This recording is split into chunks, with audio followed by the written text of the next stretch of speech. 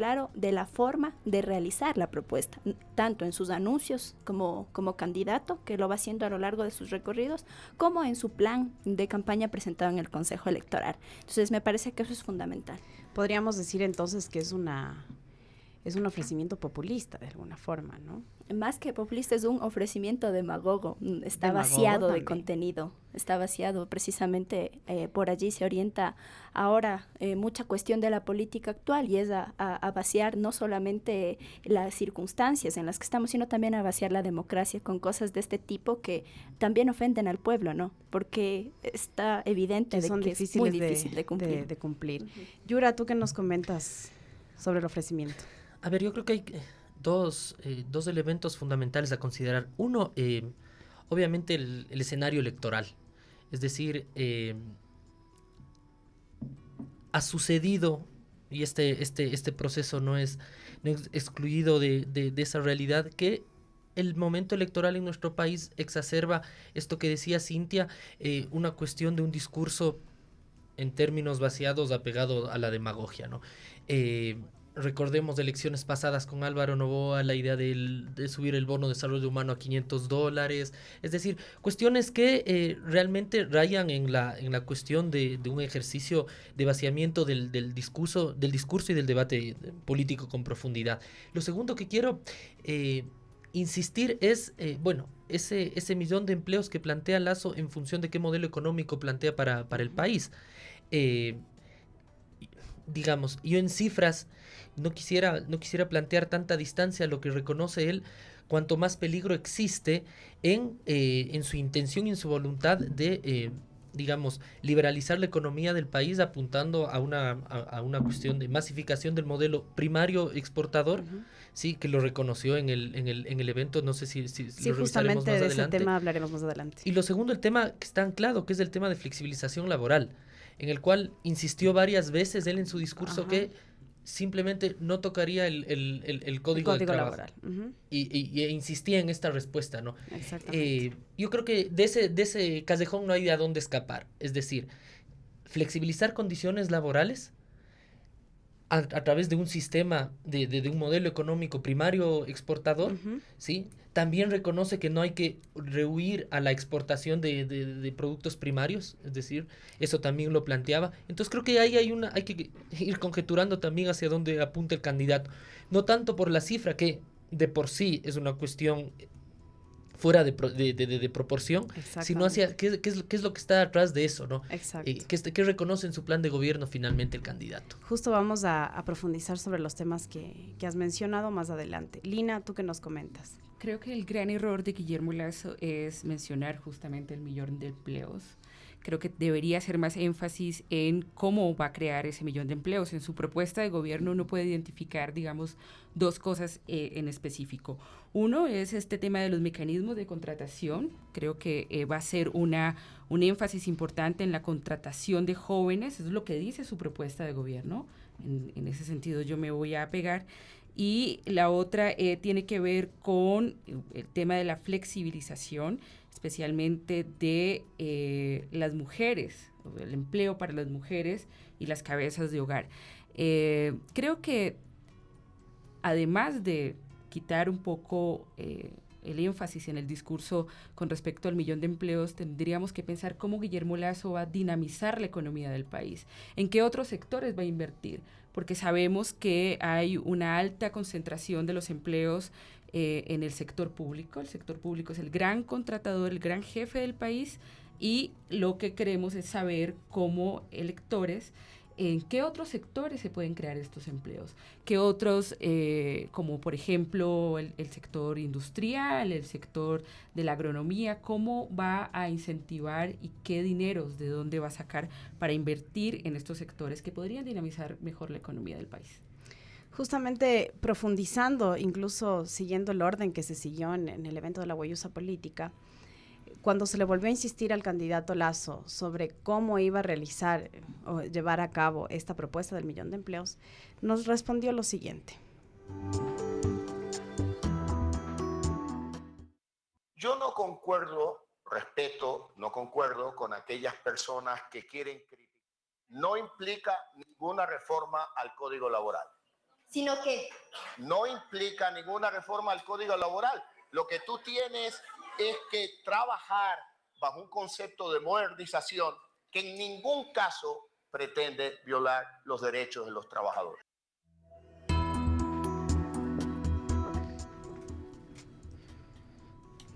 Comenten, chicos, ¿qué les parece?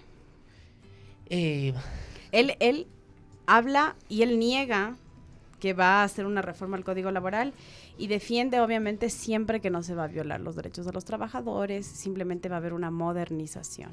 ¿De qué modernización está hablando? Ni siquiera él la sabe explicar, qué es lo que ustedes han podido percibir ya en esta campaña electoral. Y provoca profunda curiosidad el concepto además de modernización, ¿no? En nuestro país, que en década de los 90 en gobierno de Durán Ballén, el concepto de modernización significaba, uno, flexibilización pura y dura, y segundo, un tema de privatización. Entonces, sí, el concepto de Lasso hace alusión a ese contexto de modernización que ya pasó el país. Creo que está muy clara además su posición ideológica, ¿no? Es decir, hacia dónde apunta. Y dos, creo que está su principal contradicción ahí, es decir, la ambición electoral en este momento lleva a posicionar una cuestión, digamos, que raya lo demagógico, como se decía previamente, pero que además arrastra a otros candidatos. No olvidemos que el candidato del oficialismo al poco tiempo salió a reiterar no el 1.000.000 de empleos durante todo su periodo de gobierno, sino 250.000 al año. Entonces, creo que además obliga a exacerbar este escenario de batalla y de disputa discursiva, en el que uno no le hace bien a la ciudadanía en cuanto no están claros los mecanismos para lo que se decía anteriormente, y segundo, que creo no se está tocando la pregunta de fondo, es decir, si bien toda la cuestión en encuestas mencionan y evidencian que la principal preocupación de la ciudadanía ecuatoriana es el tema de empleo y el problema económico, la construcción de respuestas no va en función hacia una problematización profunda de eso, ¿sí? Sino más bien hacia la simplificación que en época electoral lleva a lo que estamos revisando ahora. Y además es muy preocupante que, como tú mencionabas, los otros candidatos se sumen a esta batalla en las mismas condiciones, ¿no? Que salga Lenín Moreno a decir, también voy a generar, es lo mismo, voy a generar tal número por año. No da al final de su gobierno, pero lo da por año. Y al final es lo mismo. En lugar de poder percibir nosotros desde los otros candidatos un planteamiento diferente de las cosas y de la problemática para discutir de fondo las cuestiones económicas, se cae en lo mismo y en la banalización. ¿Tú qué nos cuentas? Sí, yo creo que concordante con lo que ustedes acaban de analizar, ¿no? Precisamente se debe a este vaciamiento, reitero, de las circunstancias en las que nos encontramos, y es por esto que los ofrecimientos de campaña de los candidatos, en lugar de profundizarse y en lugar de poder llevarnos a un debate mucho más complejo de lo que eso implica, pues toman estos discursos como queriendo agradar a los electores, y no profundizan en la capacidad de ser o no reales de estos ofrecimientos. En el tema de lo que escuchamos, del audio en concreto, el candidato podemos observar y podemos escuchar de manera específica que no se refiere a la forma en la que él va a cumplir con una parte de su propuesta de campaña, que es la del 1.000.000 de empleos. Y para ello, en su plan de trabajo que presenta el Consejo Electoral, y es a lo que se hizo mención, es a simplificar los mecanismos de desvinculación laboral. Entonces, es una contradicción absoluta que acá nos diga que no va a haber una reforma laboral cuando es una propuesta de campaña en el Consejo Electoral suscrita por él y su binomio presidencial, dice que va a simplificar los requisitos de desvinculación laboral. Eso pasa por una necesaria reforma del Código de Trabajo, porque la desvinculación laboral pasa por un tema del visto bueno, por un tema de las terminaciones de los contratos como tal. Claro. Entonces, cuando simplificas los requisitos, simplificas los procedimientos y todo lo que eso implica, pasa necesariamente por una reforma laboral que él no está aceptando. Y es más, está afirmando que va a contar con el apoyo de las cámaras y también de los sindicatos de trabajadores, que tampoco supo mencionar de qué sindicatos.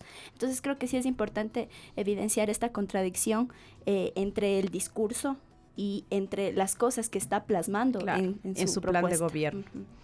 Tú, Lina, ¿qué nos comentas? Pues me gustaría saber qué es lo que el candidato Guillermo Lasso propone por modernización, si esta modernización tiene que ver más bien con dinamizar la economía en otros sectores en los que no se ha dinamizado. Si modernizar significa violar los derechos de los trabajadores, no lo sabemos. No sabemos si efectivamente va a ser una reforma al Código Laboral. Lo que sí tengo que decir es que dentro de su programa de gobierno también una de las modalidades en las que busca crear más empleos tiene que ver con la generación de los emprendimientos. Él mencionaba dentro de las cifras que una gran cantidad de ecuatorianos está en el sector informal. Y el sector informal es un sector donde no hay derechos laborales, en los que las personas están cada vez más precarizadas. Y no se tiene seguridad social. No hay ningún tipo de derecho que se garantice. Y creo que reconocer la existencia del empleo precarizado, o más bien de esta economía de lo informal, es importante. Y es importante porque también nos lleva a pensar en qué mecanismos y qué propuestas deben tener los candidatos para la formalización o no de este tipo de emprendimientos. Sabemos que la gente de alguna manera debe subsistir si es que no existe un empleo, si no hay plazas de trabajo, y el emprendimiento, digamos que es una manera de formalizar y de alguna manera también que las personas participen en la economía del país bajo unas reglas de juego importantes en las que la gente pueda saber que uno recibe económicamente un sustento para continuar. Entonces, no sé si en cuanto al tema de la desvinculación se tengan que hacer modificaciones al Código Laboral. Eso tendríamos que revisarlo realmente porque, por ejemplo, el Ministerio del Trabajo ha hecho modificaciones para desvincular a los funcionarios públicos y eso no ha significado una reforma a la LOES. Es un acuerdo ministerial que reduce, por ejemplo, los requisitos para que una persona salga de su vinculación en el Estado, por ejemplo. Claro, en ese sentido creo que sí es importante diferenciar, ¿no? Que los servidores públicos se rigen por la ley de servicio público, en cambio el Código del Trabajo tiene que ver con el sector privado sobre todo y también algunos servidores públicos que están en el ámbito laboral. Entonces en ese sentido sí creo que es fundamental recuperar este tema porque todo lo que contempla el Código del Trabajo son muchas conquistas de los trabajadores. Por ejemplo, el tema de los contratos colectivos no pueden permitirnos históricas. Una simplificación de requisitos de desvinculación, porque un contrato colectivo es muy amplio y da muchas garantías. Entonces allí, ¿cuál es la forma de simplificar los requisitos de desvinculación si no es bajándose todas las luchas históricas de los trabajadores? Claro. Creo que precisamente en este punto hemos encontrado una de las cuestiones tal vez más contradictorias en cuanto al Lasso de lo que hemos hablado, porque hay una propuesta en su plan de gobierno, él plantea otra propuesta cuando está frente a las cámaras y frente a un auditorio. Y eso debería llamarnos la atención como ciudadanos y también como votantes. Ahora vamos a escuchar qué es lo que nos plantea Guillermo Lasso sobre precisamente la economía primaria exportadora y nos gustaría analizar qué tiene que ver también con o qué relación tiene con cómo entiende él la modernización que plantea. Sobre precisamente la economía primaria exportadora y nos gustaría analizar qué tiene que ver también con qué relación tiene con cómo entiende él la modernización.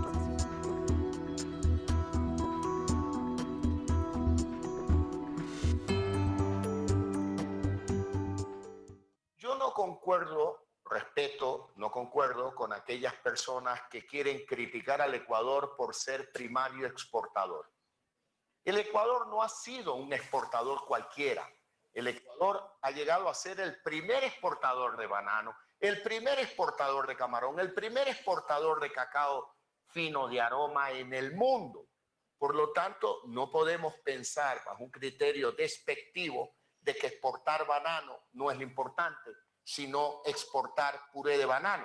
Me parece muy bien a mí aprovechar la oportunidad de la agroindustrialización del Ecuador, pero no por aquello tienes que ningunear la capacidad productiva y exportadora del país. En segundo lugar, todos en el Ecuador, o quizás casi todos, estamos de acuerdo con la dolarización. La dolarización en el Ecuador se la va a fortalecer trayendo dólares a la economía. Y hay dos caminos para traer dólares. Comercio, vendiendo más, y a través de ¿qué? Inversión en el Ecuador, atrayendo inversión extranjera al Ecuador. Por eso yo no me cansaré de repetir, más Ecuador en el mundo y más mundo aquí en el Ecuador.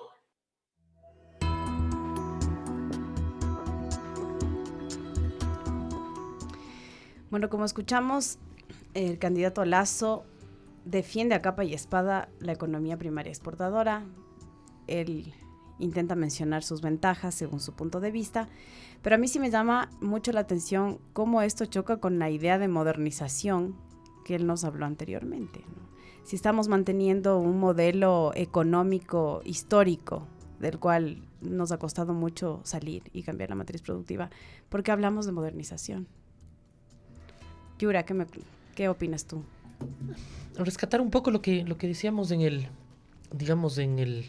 diálogo previo, y es, sí, cuando planteaba estas dos dimensiones en las que tratamos de interpretar a lo que se refiere Guillermo Lasso cuando hace mención a modernizar, creo que este segundo momento devela un poco más esta idea, ¿no? Es decir, hacer énfasis es muy poco, quizá nada, lo que se encuentra en el plan de gobierno de Lasso referente a una transición productiva, por llamarlo así, quizá recuperar la categoría del mismo oficialismo, una transición de matriz productiva, que tiene que ver, por ejemplo, el tema no solo industrial, potenciar un músculo industrial en el país. Algo que no lo menciona directamente, no habla de una industrialización. No hace un ejercicio en donde inclusive sectores en el oficialismo, esto también es elemento de debate, han apostado, al menos en términos de política pública, por una cuestión de un salto a lo que han determinado esto de irrumpir en la sociedad del conocimiento, ¿no? Todo el tema de un salto inclusive hacia la disputa de las redes globales de conocimiento, generando valor desde allí. Esto no se encuentra en Guillermo Lasso, es decir, esta modernización que plantea, por un lado, en términos discursivos, en cuestiones materiales e inmateriales inclusive, no se puede encontrar en el plan de gobierno, y no invita ni siquiera a la discusión. Es decir, cuando el candidato Guillermo Lasso dice tirar al tacho de la basura de la historia lo que significa, digamos, Cenecit, y lo que esto implica, no es una institución pública, es decir, es que no hay una concepción amplia de lo que ha posicionado en la esfera de lo público esta institución, y es el tema de lo que yo planteaba, ¿no? Cómo se puede irrumpir en los ciclos y en las redes globales de la disputa finalmente del capital de una manera distinta. Entonces, esto creo que no existe ni en la voluntad política, ni inclusive plasmado en el plan de gobierno de Lasso. Ahora, para Línea y Cintia, ¿esto no implica un retroceso? Más allá de que podamos estar de acuerdo o no con lo que se ha realizado en este gobierno, ha habido un cierto avance, obviamente con errores, pero, por ejemplo, que llegue Lasso al poder y que nos imprima este modelo primario exportador, ¿no implica también un retroceso sobre lo que nos comentaba Yura?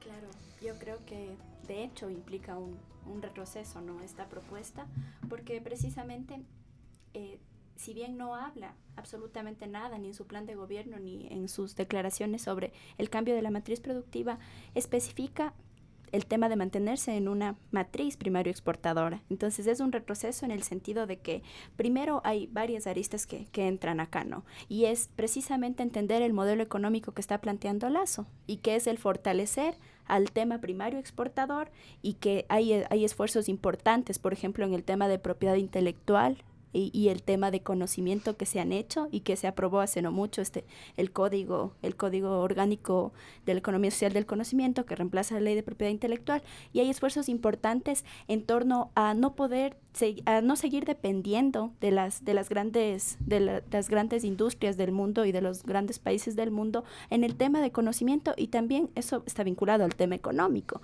Entonces, el momento que acentuamos un modelo primario exportador implica un retroceso absoluto, porque seguimos en la matriz de la dependencia de otros centros de poder y otros centros económicos, y hacia allá es donde está orientando la propuesta este candidato, y vemos de manera clara cuando él dice necesitamos al mundo en el Ecuador un tema de liberalización, un tema de libre comercio muy claro, a través de la firma de tratados de libre comercio, donde firmar un tratado de libre comercio con un país como, por ejemplo, Estados Unidos, frente a Ecuador, no hay la posibilidad de una competencia en iguales condiciones. Entonces, por ahí creo que también podemos profundizar el análisis, que es hacia dónde vamos a ir. Claro, los tratados de libre comercio en un momento te permitirán ubicar los productos de la matriz primaria exportadora en tal país, pero después simplemente nos lleva a caer en una cuestión muy compleja de los productores y de todos quienes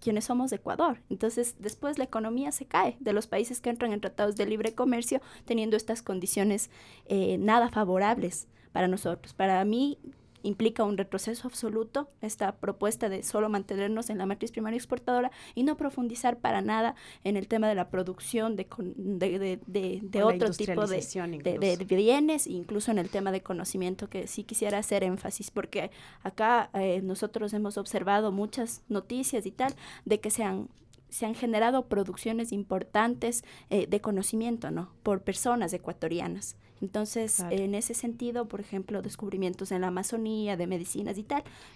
Y obviamente un planteamiento que tal vez se pasa por alto, ¿no? La ciudadanía en general tal vez la pasa por alto, es que defender la economía primaria exportadora también implica que el Ecuador ingrese al mercado mundial, internacional, en una desigualdad de condiciones tremenda, ¿no? Tremenda, donde van a imponernos los países industrializados, como nos había comentado Cintia, nos van a imponer y vamos a depender totalmente de ellos. Lina, para cerrar este tema.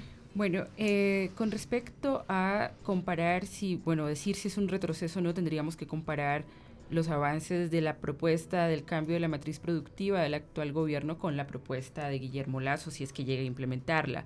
Como no lo sabemos, entonces no podría decir si es un retroceso o no. En su programa de gobierno creo que Guillermo Lasso habla de 3 aspectos importantes con respecto a la productividad del país. Una tiene que ver con eso, con el sector primario exportador. Habla inicialmente de los agricultores, de los comerciantes, de los artesanos. Luego, en su propuesta considera que en Ecuador debemos tener un acceso a las tecnologías de la información. Para eso, digamos que él reconoce una serie de limitaciones para adquirir conocimientos y mejorar la productividad. Considera que esa es una forma de solventar ese problema. Y también habla de este tema que ya hemos tratado aquí, es sobre los miles de micro y pequeños empresarios de todo el país, que es importante reconocer la existencia de estas tipos de economía, y también, digamos, que reconoce un problema del país, y es que el actual gobierno ha fallado en atraer la inversión nacional y la inversión extranjera. Entonces, yo no puedo hacer una interpretación de lo que él entiende por modernización, pero en su programa de gobierno creo que es importante resaltar que esa forma en que él piensa este modelo tiene que ver con la atracción de estos inversores extranjeros, de también ver la inversión nacional, o sea, cómo podemos, por ejemplo, priorizar los productores de insumos médicos, por ejemplo, que compramos a China. ¿Qué no compramos en Ecuador? Entonces, yo creo que ese es uno de los elementos importantes de su propuesta, y otras cosas que tienen que ver con la confianza inversionista dentro del país. Claro. Tiene que ver con esa es la propuesta. Yo no sé, vuelvo a decirlo, no sé si es un retroceso, no lo sé en términos de que tendríamos que comparar los avances de la propuesta política de Alianza País, del actual gobierno con respecto a el cambio de la matriz productiva, si realmente hay un cambio en la matriz productiva, si se alcanzó ese cambio, en qué grado y cómo compararlo con la posible propuesta que tenga Guillermo Lasso si es que llega a ser presidente. Creo que respecto a este tema, la duda que nos queda entonces es atraer inversión extranjera en qué condiciones, ¿no? Eso creo que sería la duda general y que no se incluye y no se habla tampoco en el plan de gobierno que formalmente fue entregado en el Consejo Nacional Electoral. Algo que está relacionado directamente con este tipo de planteamiento en cuanto a la economía tiene que ver con la eliminación de impuestos. ¿Qué nos dice Lasso sobre ese tema? En primer lugar, vamos un poco en orden. La recaudación por conceptos de tributos, aranceles y tasas por servicios que le entregamos los ciudadanos ecuatorianos al gobierno, al Estado central y los gobiernos autónomos descentralizados llega a 3.000 a 24.000 millones de dólares. 24.000 millones de dólares equivalentes a 25% del tamaño de la economía. ¿Qué es lo que yo planteo? Eliminar 14 impuestos que implicaría reducir en 3.000 millones de dólares la recaudación tributaria, dejar en el bolsillo de los ciudadanos 3.000 millones de dólares, porque en esto yo quiero ser muy claro. Un padre de familia y un emprendedor con dinero en el bolsillo crea más valor para la sociedad que el gobierno. Ese es un criterio que si ustedes no comparten conmigo, yo lo respeto, pero es de ahí parte mi planteamiento. En segundo lugar, ya los 3.000 millones de dólares representan apenas el 13% del total de la recaudación. Por lo tanto, yo no planteo desmantelar el sistema tributario del Ecuador, simplemente reducir el exceso. Mira lo que ha pasado en el año 2016. El gobierno subió el IVA del 12 al 14 y la recaudación del IVA cayó el 5%. El gobierno creó nuevos impuestos en el 2016 y la recaudación general tributaria del Ecuador cayó el 10%. Es decir, tú subes los impuestos por encima de un nivel y en lugar de aumentar la recaudación, esta cae. Y está demostrado en las cifras oficiales del 2016. Por otro lado, yo creo que es importante activar la economía. Mira lo que ha pasado en el año 2016. ¿Por qué cae la recaudación tributaria? Porque la economía decreció 2%, porque se destruyeron 350.000 empleos, porque hay 350.000 familias que consumen menos y al consumir menos pagan menos IVA. Por lo tanto, llega un punto en que yo no soy economista. Los economistas llaman la curva de Laffer, aquella curva que determina aquel punto en el cual si tú te excedes en la recaudación tributaria, en lugar de aumentar la recaudación, esta cae. ¿Queremos más recaudación tributaria? Necesitamos eliminar el exceso de impuestos.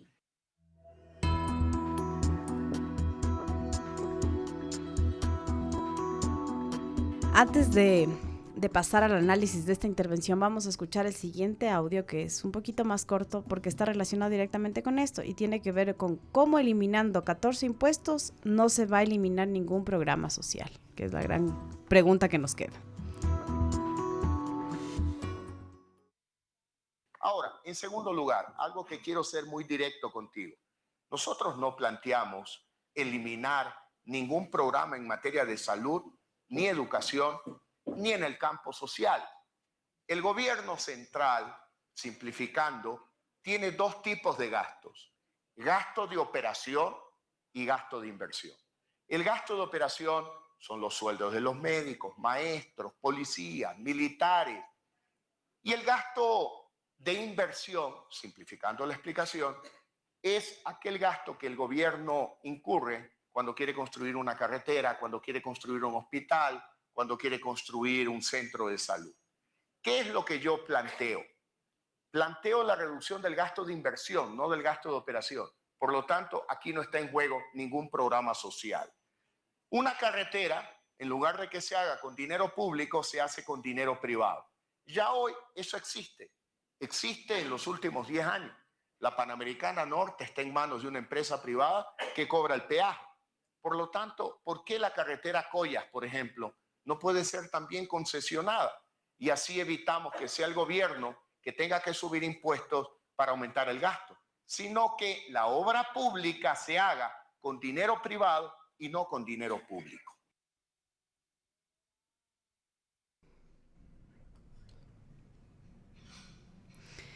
Cuéntenme, chicos, ¿qué opinan sobre esa propuesta?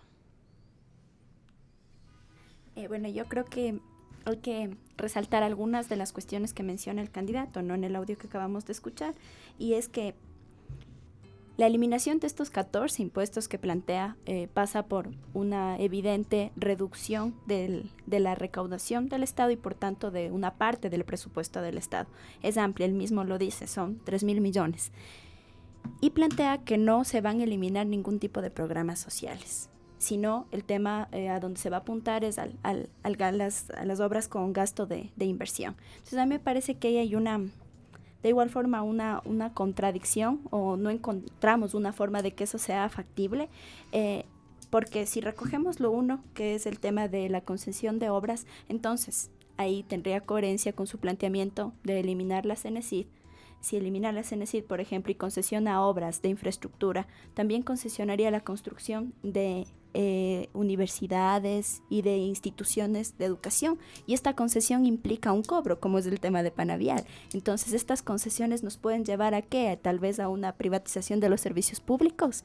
Creo que hay que analizar si nos puede o no llevar el discurso que él está planteando y su propuesta hacia allá, sí, en el tema de los impuestos. Y por otro lado, además, el tema de los programas sociales, son 3.000 millones que se van a dejar de percibir con estos impuestos que se van a eliminar, y eso implica que no solamente a través de este gasto de inversión va a poder cubrir eso, porque el presupuesto sumado de en total 4 instituciones públicas no llega ni siquiera a los 3.000 millones. Entonces es una propuesta que me parece que hay que analizarla en ese sentido, y creo que hay que pensar muy bien este tema de las concesiones y de la posible privatización o no de servicios públicos y la factibilidad.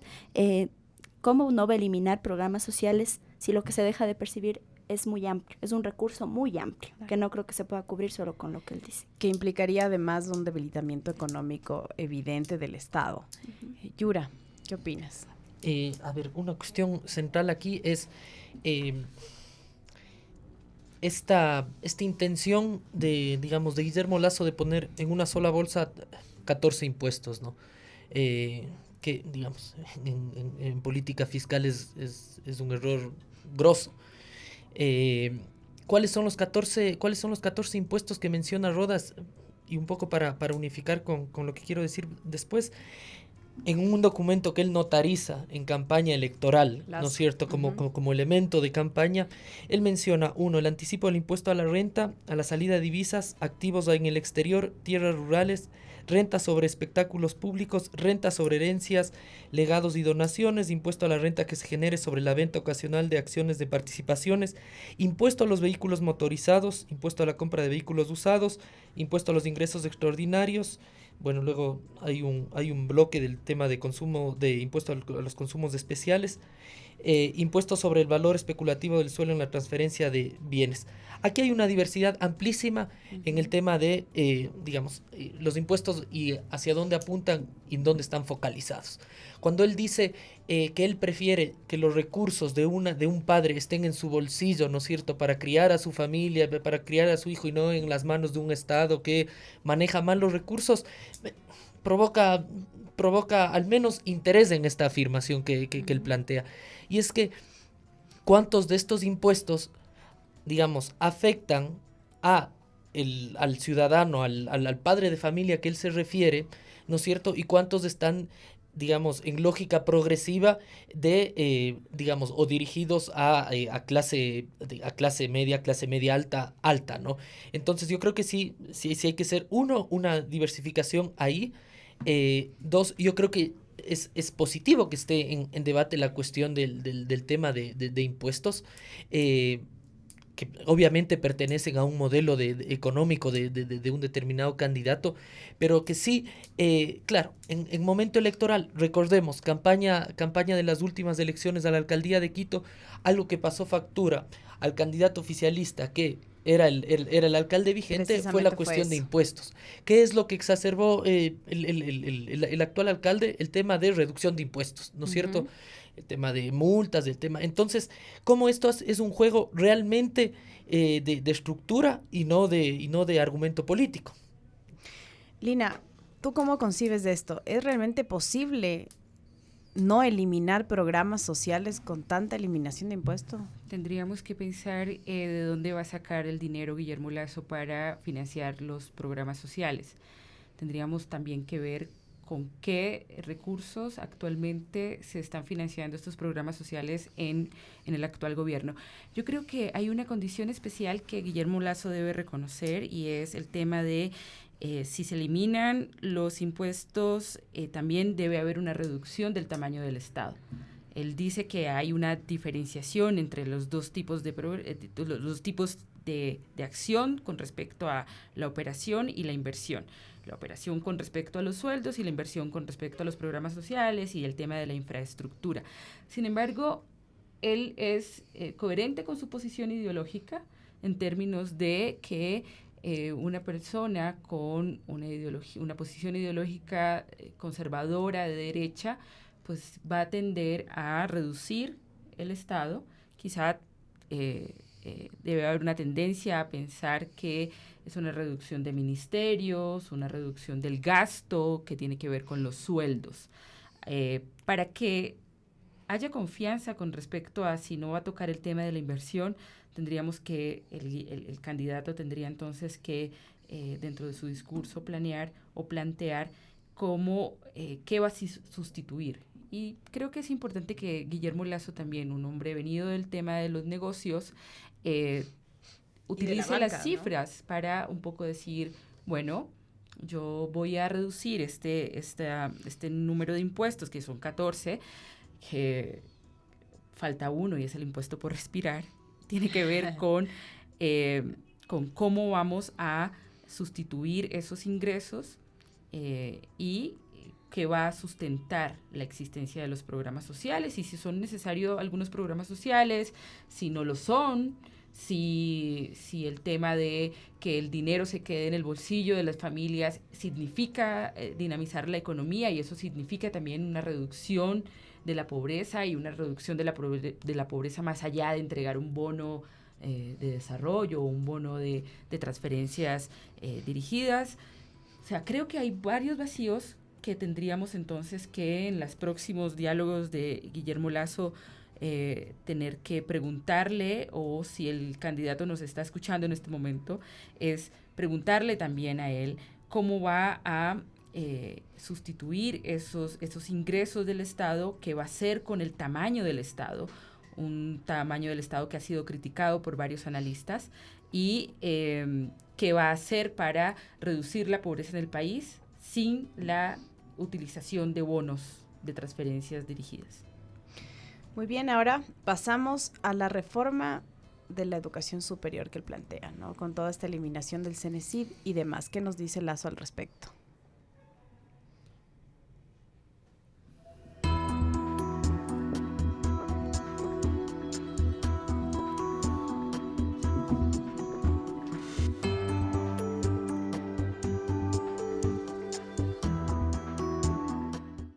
Ahora, en segundo lugar, algo que quiero ser...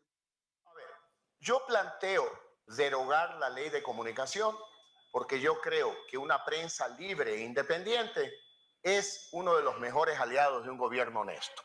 Un gobierno que nada debe, nada teme. No tiene por qué tenerle miedo a la prensa independiente. En segundo lugar, una prensa libre e independiente puede desarrollar el periodismo investigativo con libertad, sin miedo al poder. Y el periodismo investigativo es una de las mejores armas de lucha contra la corrupción. Ya estamos viendo cómo acá llega la información de los Panama Papers. ¿Gracias a qué? A periodistas libres del mundo que investigan y que envían esa información a los distintos países del mundo. Por lo tanto, yo creo en la necesidad de derogar la ley de comunicación y no comparto el criterio de aquellos que dicen es que tiene algo bueno. No, cuidado, es que por pensar que tiene algo bueno no tenemos que justificar, limitar la libertad de los ciudadanos.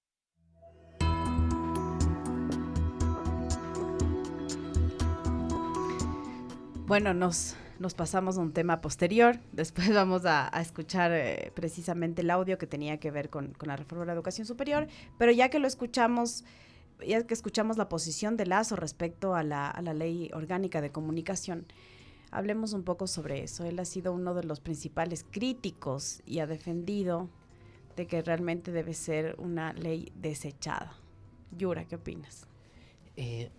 Bueno, aquí hay ya un sesgo más particular, que es mi posición de comunicador y que quizá pueda influenciar en el comentario. Algunas cosas. Desde su génesis, es decir, la ley de comunicación planteó algunas, algunos criterios encontrados de distintos sectores. Era una ley de medios inicialmente, una ley de comunicación hasta donde alcanzaba, en un determinado momento se quiso incluir lo del internet, en fin, fue un proceso súper largo que terminó aprobándose en determinadas condiciones a través del bloque oficialista en la Asamblea. ¿Qué implicaciones ha tenido la ley de comunicación en un momento político, digamos, de un fuerte ejercicio de poder desde el oficialismo? Ha habido, digamos, ha copado el tema de, digamos, reducir la cuestión de la comunicación a un tema de periodismo. 1. 2, retomar lo que menciona Guillermo Lasso, esto de la prensa libre e independiente. Es decir, la prensa libre e independiente para Guillermo Lasso, en condiciones en que no existiera la ley de comunicación, la realizan solo los medios privados. A través de la ley de comunicación, por ejemplo, se posiciona la distribución de las frecuencias con digamos, en un 33% para el sector privado, 33% para el sector público y un 34% para medios comunitarios. Pero eso es algo que es muy difícil de llevar a cabo. De acuerdo, yo lo comparto totalmente. Y realmente se ha comprobado en la realidad y hay una falta de acciones claras desde el Estado para realmente lograr esa nueva repartición de las Totalmente, frecuencias. puede ser discutido hasta ahora y hoy se manifestaban, por ejemplo, dueños de medios radiales privados por el tema de asignación de frecuencias. A lo que quiero ir está posicionado en la opinión pública que la prensa libre e independiente se le ejerce solo desde el sector privado, ¿no es cierto? ¿Qué sucede, por ejemplo, con los otros dos espectros, los otros dos campos, ¿no es cierto?, que hacen también comunicación? Es decir, no puede haber un ejercicio, desde el ejercicio de una comunicación comunitaria, los medios públicos, cuán se han institucionalizado como públicos y no oficialistas. Bueno, es otra discusión. Sin embargo, yo lo que quiero retomar es que la ley ha permitido poner sobre el debate esto, ¿sí? Que antes de un determinado momento esto no existía en la esfera de lo público, no había este cuestionamiento. ¿Y tú crees que Lasso también un poco intenta echar tierra sobre esos debates? Yo creo, no sé si quiere echar tierra, no sé si tiene compromisos inclusive con poseedores de frecuencias de medios privados. Yo no sé qué puede haber detrás. Creo que amerita un capítulo específico para conversar el tema de candidatos y su relación con medios de comunicación. Sin embargo, creo que es aprovechar algo que queda colgado de la esfera del oficialismo, ¿no es cierto?, como es su disputa permanente con los medios de comunicación, aprovechar una cuestión que en momento electoral puede servir como argumento para fortalecer una cuestión de voto, ¿sí? Hay evidencia, es decir, inclusive cuántas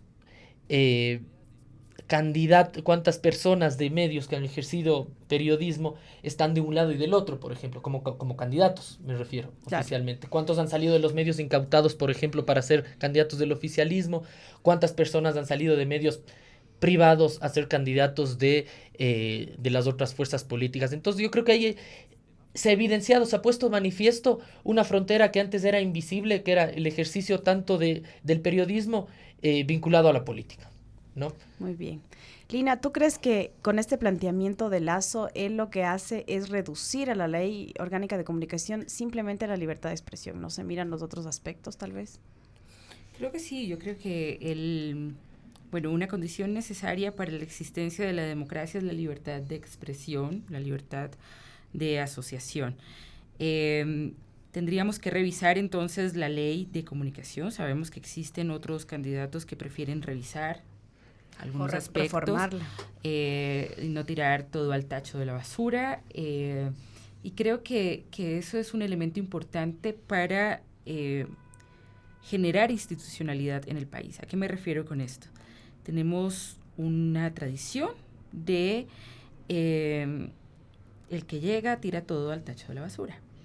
Y no hay un ejercicio de revisar que de esto puede estar funcionando bien y que de esto puede estar funcionando mal y qué elementos de la ley de comunicación están coartando esta libertad de expresión, y creería que el candidato Guillermo Lasso debería colocar énfasis en estos aspectos que tienen que ver como la ley de comunicación, para resaltar, digamos, porque sí hay elementos de la ley de comunicación que podrían estar limitando la libertad de expresión, pero posiblemente podrían existir otros elementos que de alguna manera pongan énfasis en el respeto de otros derechos, ¿no? Que tienen que ver con el derecho a la intimidad, el derecho a no ser discriminado y un poco preguntarse por ese lado, ¿no? Muy bien, tú, Cintia, ¿qué nos dices? De igual forma, en concordancia con lo que manifiestan los compañeros, creo que sí es fundamental que podamos profundizar en el contenido de la ley de comunicación, que creo que no pasa de manera exclusiva por el tema de libertad de expresión, sino que hay otros aspectos que al momento de hacer una derogatoria total de la ley no se están considerando en la propuesta del candidato, ¿no? Que es, por ejemplo, el tema de las frecuencias que tocó Yuri, que sí me parece muy importante, porque en el caso de haber una derogatoria de la ley de comunicación, ¿qué pasará con la distribución de frecuencias? O sea, ¿qué garantiza o qué propone el candidato para el tema de distribución de frecuencias en lo que estaba previsto como públicas, privadas y comunitarias? ¿Qué sucederá en ese punto? Justo en este momento se está llevando a cabo el concurso de frecuencias radiales, y precisamente ahí creo que la propuesta de pasar por derogar la ley de comunicación va más allá del tema de libertad de expresión, porque está, además de este tema de frecuencias, tocando, por ejemplo, derechos importantes como el derecho a la réplica, o también la posibilidad de que como ciudadanos podamos presentar una acción respecto a programas o a publicidad que sea violenta, que sea sexista y que discrimine.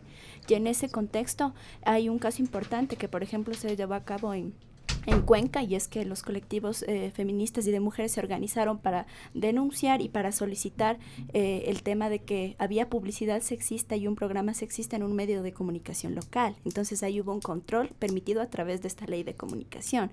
El momento en que eliminamos la ley porque le reducimos al tema de libertad de expresión, también no estamos considerando estos otros elementos, como el tema de la réplica, el tema de los derechos cuando hay publicidad, hay programas, etcétera, que tienen evidentes formas de discriminar, y sobre todo en el tema de género es bastante profundo eso. Bueno, y por cuestiones de tiempo radial no hemos puesto otro fragmentos en el que él se refería a la Ley Orgánica de Comunicación, pero es llamativo porque él señala que es necesaria una regulación, pero no una ley. Entonces, ¿de qué estamos hablando, no? Es un poco contradictorio. Una cuestión que está ahí de por medio también, es decir, el posicionamiento de lo que él considera libertad de prensa, uno hacia libertad de empresa o hacia el otro lado, es decir, como libertad de expresión realmente, ¿no?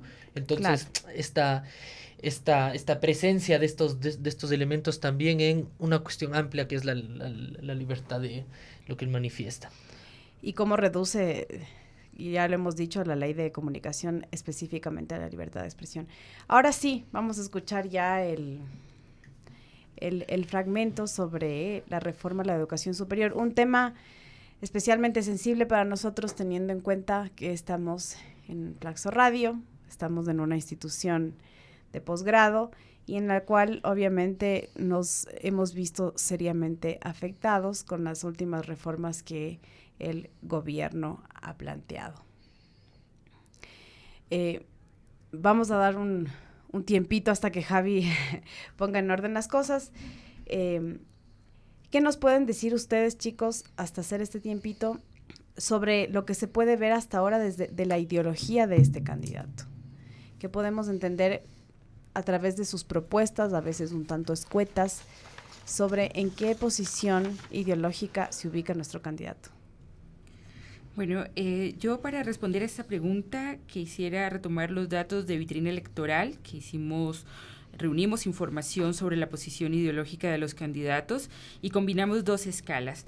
Una que mide la dimensión económica política de las propuestas del candidato y otra que hace una medición con respecto a los valores, porque puedes tener una persona liberal en términos económicos, pero también progresista en términos de valores, o puedes tener una persona de izquierda, conservador en temas de valóricos. Entonces, nosotros como vitrina electoral en la maestría de investigación en política comparada, tomamos información combinando, digamos, estas dos escalas.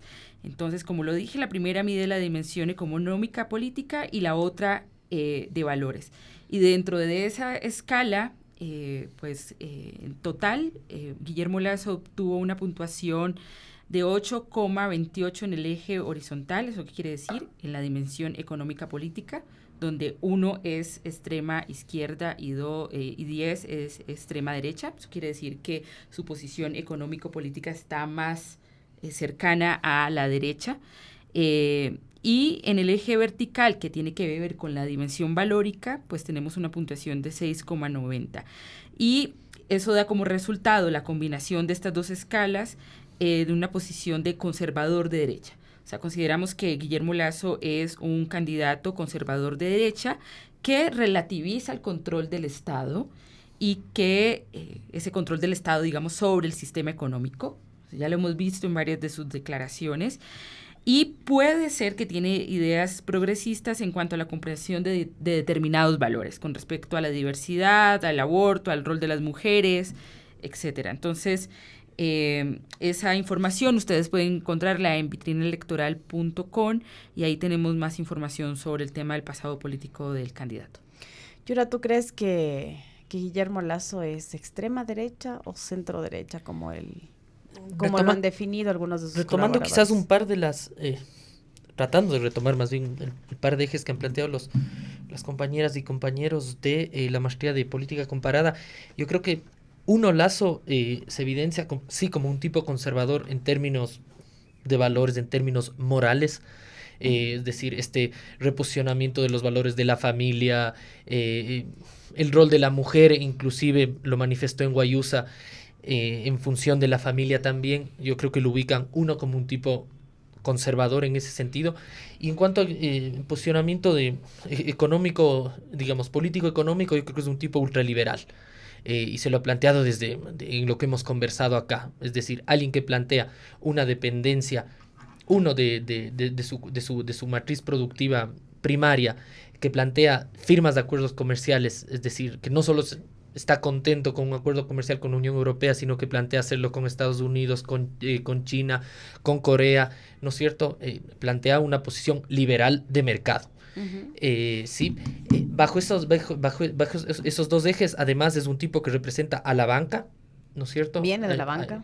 Viene de la banca, y obviamente, digamos, como clase pertenece al haber hecho fortuna de la banca, pertenece a las élites del país. Entonces no es un candidato, que reúna un discurso en términos progresistas, no es un tipo que trate de configurar su discurso en estos términos, ni apele al pueblo en términos tampoco progresistas, ¿no? Es decir, apela al individuo. Es el padre de familia el que genera el desarrollo en la familia, ¿no? Es el estudiante el que tiene que escoger su carrera en la universidad. Esto tiene un talante claro. Cintia.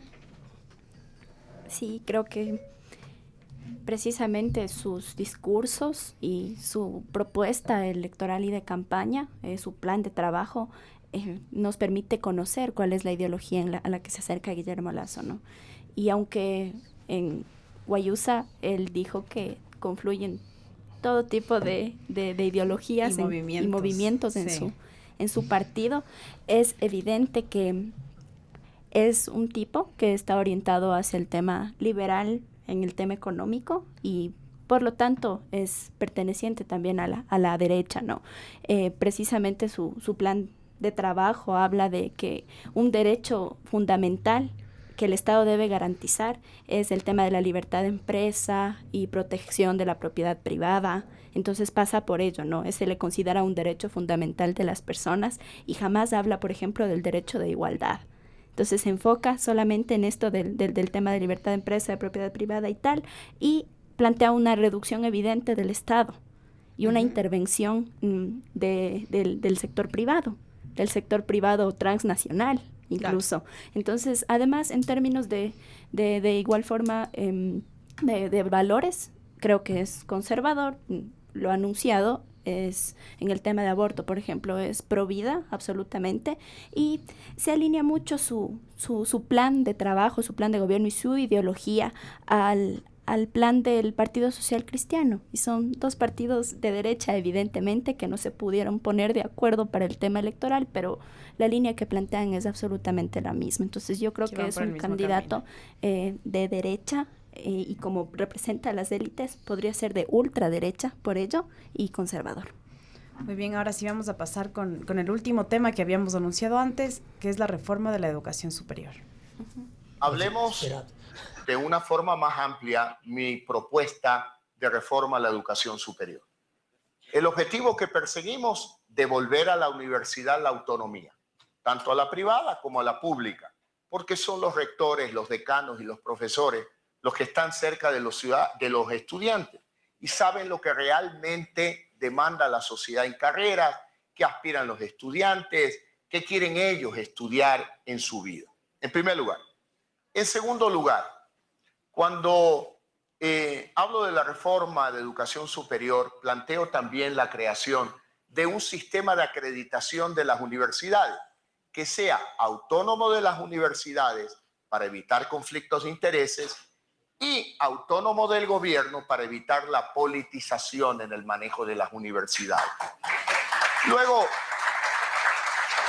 el sistema de admisión. Si tú devuelves la autonomía a la universidad, cada universidad, al igual que sucede en el mundo, tiene su propio sistema de admisión. Y es un sistema de admisión libre, porque el estudiante que aplica a la universidad A y le dice no te califico o no hay cupo, puede aplicar a la B. Hoy, ¿qué existe? Un monopolio del Estado.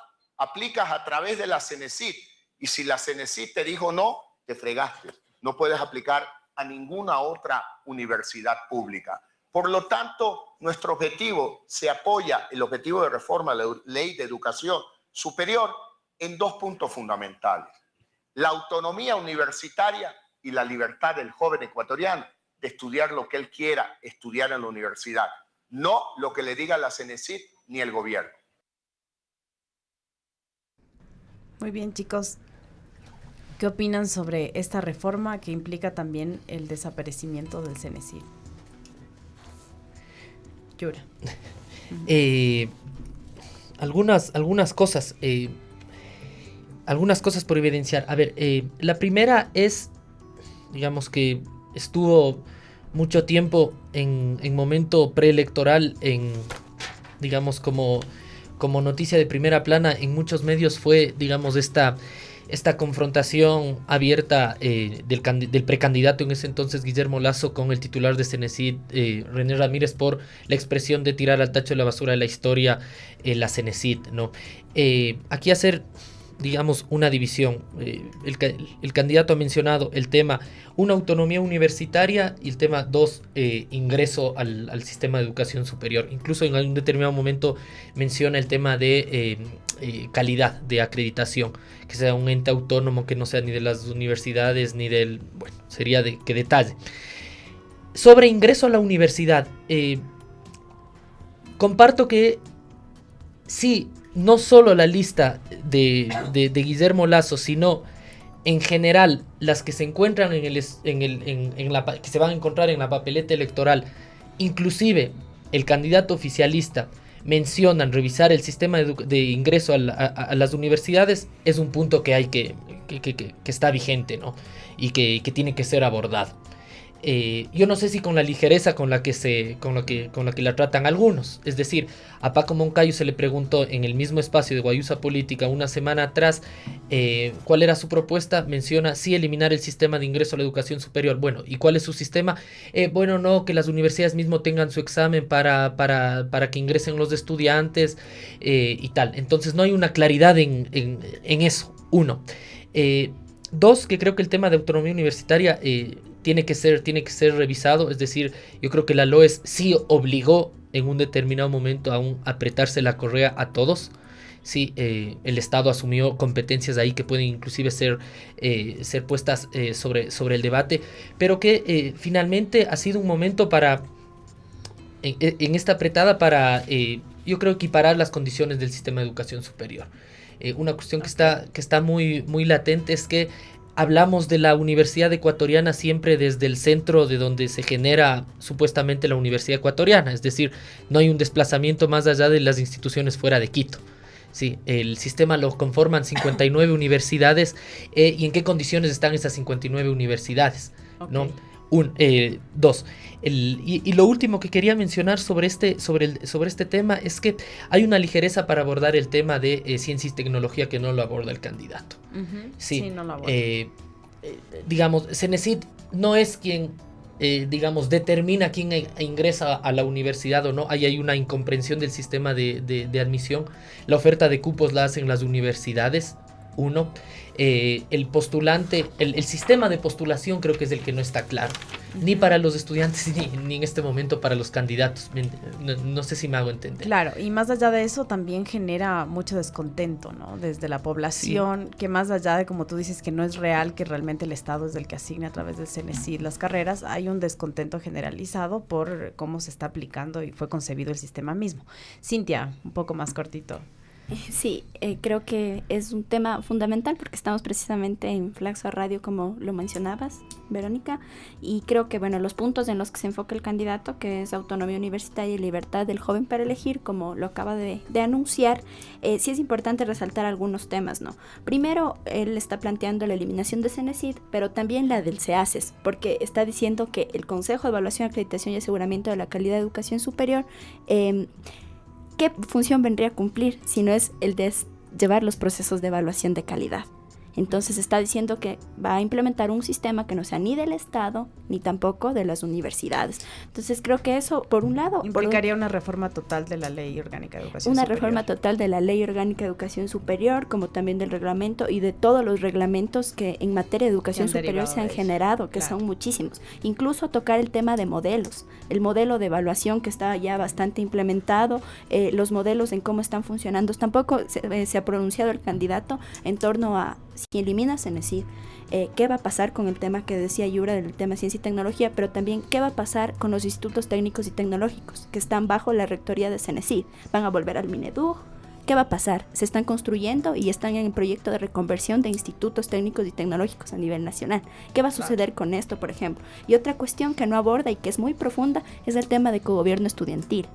El tema de cogobierno que también consta en la LOES, ¿qué va a hacer con eso al respecto? El cogobierno en la LOES sí se redujo para la participación estudiantil, sin duda. Sí. ¿Qué va a hacer al respecto? Y lo último que quería tocar es esto de que habla de que estos sistemas que va a llevar cada universidad permitirían tal vez el libre ingreso, y que es algo que de manera muy amplia mencionan los candidatos, ¿no? Y recordar, yo vengo de una universidad de provincia. Cuando yo ingresé a estudiar la universidad, tenía que pagar una matrícula. No había un libre ingreso porque yo pagaba una matrícula, y eso ya implica una condición económica para ingresar. Y finalmente que sí creo que hay que hacer mucho énfasis en lo que decía Yura, y es poder ver más allá de las universidades de Quito, ir a nivel nacional. ¿Qué está sucediendo? Nosotros en la provincia teníamos muchas complicaciones. Yo fui representante estudiantil en torno a que ahí se constituyen las universidades como centros que simulan ser una hacienda de pocas familias. Así se han constituido en las provincias. Es verdad, y la educación pública no era concebida como gratuita. También eso tenemos que recordarlo. Lina, para cerrar el tema. Bueno, Guillermo Lasso en su discurso siempre es un hombre que habla de las libertades, la libertad del estudiante de escoger la carrera que quiera. Claramente, pues tendríamos que ver cómo la actual ley restringe esta libertad de escoger las carreras que queramos. Si queremos estudiar lo que sea, debemos tener toda la oferta académica para elegir qué carrera queremos llevar a cabo. El tema de la autonomía me parece que es un tema muy importante que no se puede banalizar, que es, creo que la columna vertebral de las universidades, la autonomía con respecto a los programas que ofrece, a sus mallas curriculares, a todo lo demás. Y si el candidato va a sustituir la CENESID por otra instancia, si la CENESID se le van a reducir, digamos, como algunas funciones. Entonces, hay un elemento importante que hay que llamar a Guillermo Lasso y es complementar o completar sus propuestas. Decirnos cómo va a generar todos estos interrogantes que ha planteado Cintia, cómo va a solventar algunos elementos que son relevantes dentro de la ley y otros no. Vuelvo a decir, con respecto a la ley de comunicación, casi lo mismo con el tema de las actuales leyes, y es que de eso sirve para sostener, digamos, la calidad, porque tenemos que reconocer la importancia de haber cerrado universidades que no tenían nada que ver con una propuesta de calidad en la educación. Entonces, ¿qué de estas leyes que tenemos actualmente podrían continuar o no? Definitivamente este ejercicio es importante hacerlo. ¿Qué de eso hay que sacar? ¿Qué de eso es inservible? Ok, les agradecemos a nuestros invitados. Nos hemos pasado un poquito del tiempo, pero creo que nuestros oyentes van a coincidir con que el análisis ha sido muy provechoso, muy interesante.